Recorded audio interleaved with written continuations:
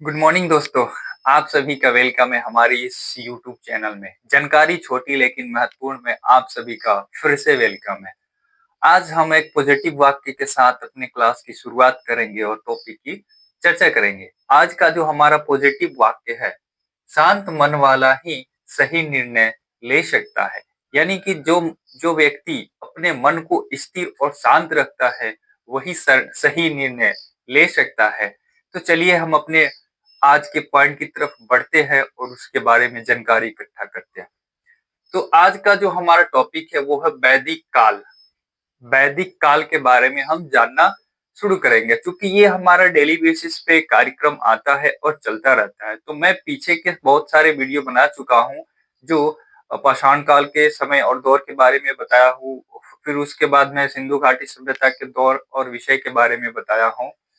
तो आज हम बताना चाहेंगे वैदिक काल के समय में, जिसका समय 1500 से लेकर 600 बीसी यानी कि before Christ, before common era, ईसा पूर्व के समय को हम आज जानने की कोशिश करेंगे कि आखिर उस समय क्या क्या चीजें घटित हुई थी और उस समय का दौर क्या था, लोगों की सामाजिक स्थिति क्या थी और कैसे कैसे डेवलपमेंट हुआ।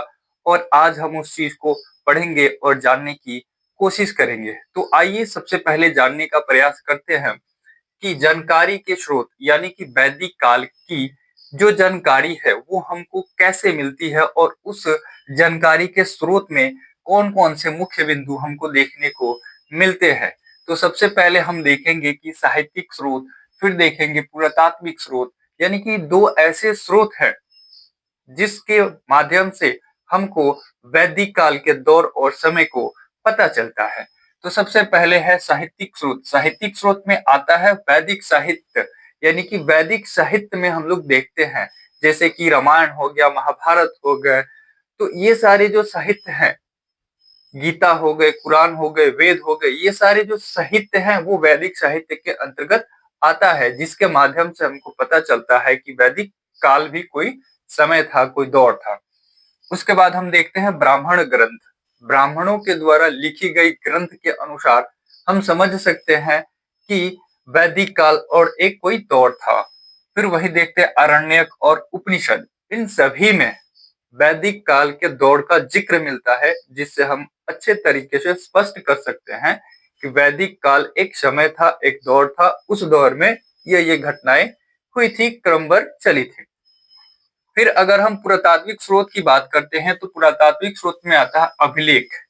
अभिलेख के अनुसार कि हम समझते हैं, अभिलेखों में छपी या प्रिंटिंग के अनुसार हम उस चीज को समझने का प्रयास करते हैं। तो अभिलेख में आता है सबसे पहला माइनर यानी कि एशिया माइनर से प्राप्त बगुसगोई का अभिलेख। एशिया माइनर से प्राप्त बगुसगोई के अभिलेख से हम समझते हैं कि पुरातात्विक अवशेष के माध्यम से कि वो वैदिक काल का जो दौर था, कहीं ना कहीं 1500 बीसी से लेकर 600 बीसी तक के दौर को हम लोग वैदिक काल के को देखते हैं। फिर आता है दूसरा भवन अवशेष। पुरातात्विक अवशेष में दूसरा आता है भवनों के अवशेष। भवन अवशेष से हम समझते हैं कि जो हमारा वैदिक काल था उस दौर में कच्ची मिट्टी के घर थे, मतलब कि कच्ची मिट्टी के बने घर और मकान थे। ठीक है, वैदिक काल के दौर में पुरातात्विक साक्ष्य के अंतर्गत हम देखते हैं। फिर पुरातात्विक साक्ष्य के अंतर्गत हम देखते हैं मृदभांड परंपरा, यानी कि मिट्टी की बनी कुछ ऐसी चीज है जो वैदिक काल के दौर में चली आ रही थी और वो बढ़ती जा रही थी। जैसे हम देखते हैं चित्रधूसर मृदभांड यानी पीजीडब्ल्यू की बनी चीजें, बनी मिट्टी के कुछ ऐसी आकृति जो उस दौर में मिलती है और वो दौर को बताती है कि 1500 से लेकर 600 बीसी का जो समय दौर था वो वैदिक एज था और वैदिक काल था। तो चलिए अब हम वैदिक काल को समझते हैं कि आखिर वैदिक काल को समझने के लिए क्या क्या चीजों की जरूरत है, ये तो जान चुके। अब देखते हैं कि वैदिक काल को अध्ययन करने के लिए उसको दो भागों में बांटते हैं। पहला भाग क्या है, ऋग वैदिक काल, जिसका समय दौर देखें तो 1500 से लेकर 1000 ईसा पूर्व का समय था। फिर दूसरा हम लोग देखते हैं उत्तर वैदिक काल। उत्तर वैदिक काल में क्या होता है कि 1000 से लेकर और 600 बीसी तक के समय काल को हम लोग उत्तर वैदिक काल को समझते हैं।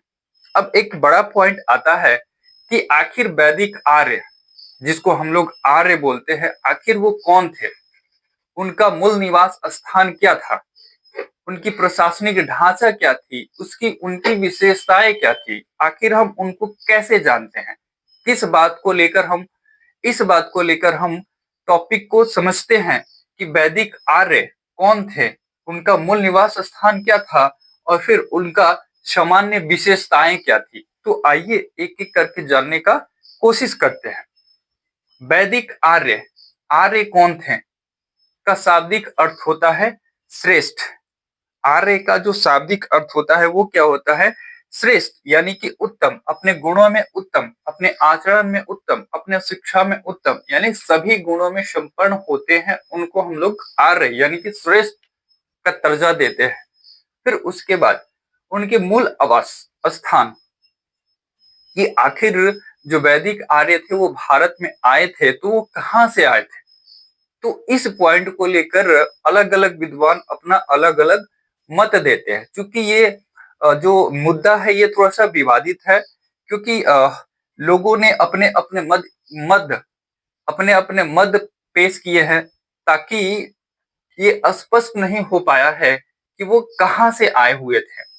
तो सबसे पहले देखते हैं कि बाल गंगाधर तिलक वो बताते हैं कि जो वैदिक आर्य थे वो भारत में उत्तरी ध्रुव से आए हुए थे।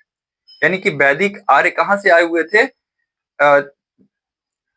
पंडित बाल गंगाधर तिलक के अनुसार तो वो उत्तरी ध्रुव से आए हुए थे। फिर दूसरा पॉइंट हम देखते हैं कि वो दयानंद सरस्वती हैं।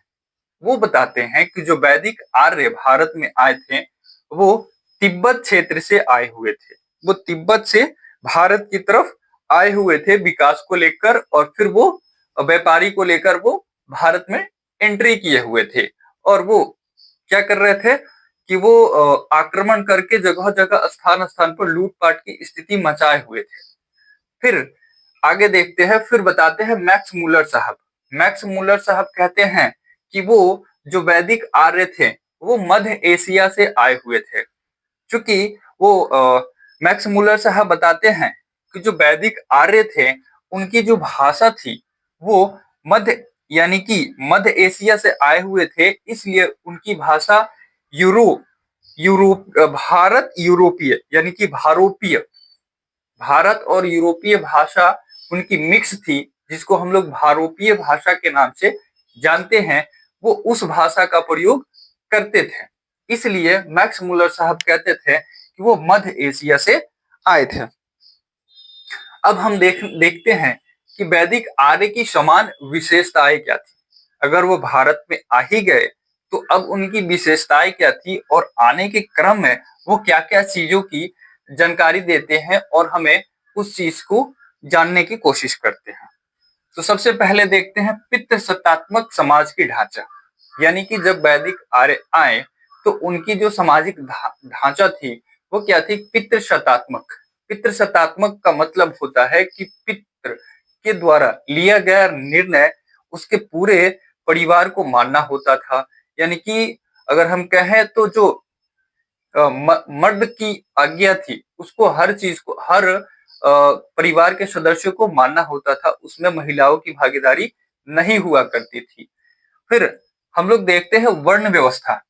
यानी कि जो वैदिक आर्य की व्यवस्था थी वो क्या थी, वर्ण आधारित व्यवस्था थी। वर्ण आधारित कैसी थी, मतलब ये चतुर्वर्ण व्यवस्था थी। चतुर्वर्ण व्यवस्था का मतलब होता है कि उसमें 4 वर्ण अलग अलग भाग होंगे। 4 वर्ण का मतलब क्या होता है कि जो सबसे ऊंचे वाला भाग था उसको हम लोग ब्राह्मण बोलते थे, और सबसे उसके बाद जो दूसरे नंबर पे आता था उसको हम लोग क्षत्रिय बोलते थे, और फिर जो तीसरे नंबर पे आता था उसको वैश्य बोलते हैं, और फिर जो लास्ट में आता है यानी कि अंतिम में आता है उसको शूद्र बोलते हैं। ये थी चतुर्वर्ण व्यवस्था। कब के दौर की, तो वैदिक आर्यों की दौर की जो सामाजिक संरचना थी वो इस प्रकार थी। फिर आगे देखते हैं कि संस्कृत भाषी लोग थे। वो जो वैदिक आर्य लोग थे वो क्या थे, संस्कृत भाषा यानी कि संस्कृत भाषा को वो जानने वाले व्यक्ति थे। फिर देखते हैं कि रथों एवं घोड़े का भी प्रयोग करते थे। जो वैदिक आर्य लोग थे वो क्या करते थे, रथ और घोड़े का प्रयोग करके अपने आगे गतिविधियों को चलाते थे। फिर देखते हैं कि वो स्वास्तिक चिन्ह का भी प्रयोग करते थे। स्वास्तिक चिन्ह का मतलब यहाँ पर आप देख सकते हैं कि ये स्वास्तिक चिन्ह, इस तरह के चिन्ह का वो प्रयोग करते थे। और साथ ही साथ वो प्रकृति के पूजक भी थे। यानी प्राकृतिक पूजक में क्या आ जाएगा कि जैसे वो पेड़ों की पूजा करते थे, नदियों की पूजा करते थे, सूर्य की पूजा करते थे। तो इन सारे पूजों को लेकर हम लोग प्राकृतिक पूजा को समझ सकते हैं। तो आज हम जानकारी छोटी में जानकारी छोटी लेकिन महत्वपूर्ण में इतना ही। फिर मिलते हैं किसी नेक्स्ट वीडियो में, तब तक के लिए धन्यवाद।